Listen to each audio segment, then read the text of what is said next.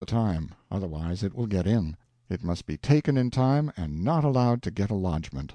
A desire constantly repulsed for a fortnight should die then. That should cure the drinking habit. The system of refusing the mere act of drinking, and leaving the desire in full force, is unintelligent war tactics, it seems to me. I used to take pledges, and soon violate them. My will was not strong, and I could not help it. And then, to be tied in any way naturally irks an otherwise free person, and makes him chafe in his bonds and want to get his liberty. But when I finally ceased from taking definite pledges, and merely resolved that I would kill an injurious desire, but leave myself free to resume the desire and the habit whenever I should choose to do so, I had no more trouble. In 5 days I drove out the desire to smoke, and was not obliged to keep watch after that, and I never experienced any strong desire to smoke again. At the end of a year and a quarter of idleness I began to write a book, and presently found that the pen was strangely reluctant to go. I tried a smoke to see if that would help me out of the difficulty. It did. I smoked 8 or 10 cigars and as many pipes a day for 5 months, finished the book, and did not smoke again until a year had gone by and another book had to be begun. I can quit any of my 19 injurious habits at any time, and without discomfort or inconvenience. I think that the Dr. Tanners and those others who go 40 days without eating do it by resolutely keeping out the desire to eat in the beginning, and that after a few hours the desire is discouraged and comes no more. Once I tried my scheme in a large medical way. I had been confined to my bed several days with lumbago. My case refused to improve. Finally the doctor said, "My remedies have no fair chance. Consider what they have to fight besides the lumbago. You smoke extravagantly, don't you?" "Yes." "You take coffee immoderately." "Yes." "And some tea." "Yes." "You eat all kinds of things that are dissatisfied with each other's company." "Yes." "You drink 2 hot Scotches every night." "Yes." "Very well. There, you see what I have to contend against. We can't make progress the way the matter stands. You must make a reduction in these things. You must cut down your consumption of them considerably for some days." "I can't, doctor." "Why can't you?" "I lack the will power. I can cut them off entirely, but I can't merely moderate them." He said that that would answer, and said he would come around in 24 hours and begin work again. He was taken ill himself and could not come, but I did not need him.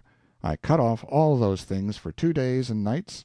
In fact, I cut off all kinds of food, too, and all drinks except water, and at the end of the 48 hours the lumbago was discouraged and left me. I was a well man, so I gave thanks and took to those delicacies again. It seemed a valuable medical course, and I recommended it to a lady.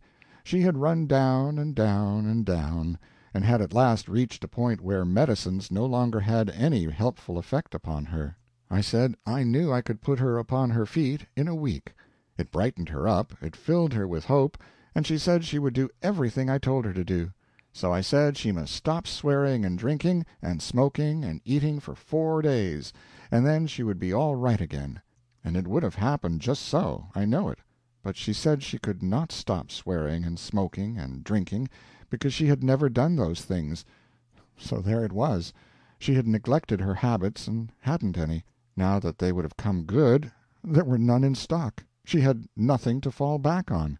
She was a sinking vessel, with no freight in her to throw overboard and lighten ship withal.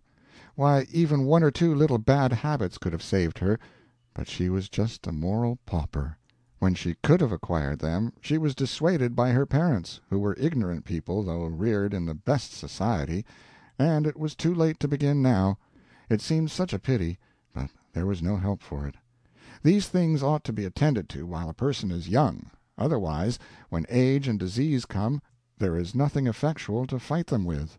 When I was a youth I used to take all kinds of pledges, and do my best to keep them, but I never could, because I didn't strike at the root of the habit, the desire. I generally broke down within the month. Once I tried limiting a habit. That worked tolerably well for a while. I pledged myself to smoke but 1 cigar a day. I kept the cigar waiting until bedtime, then I had a luxurious time with it.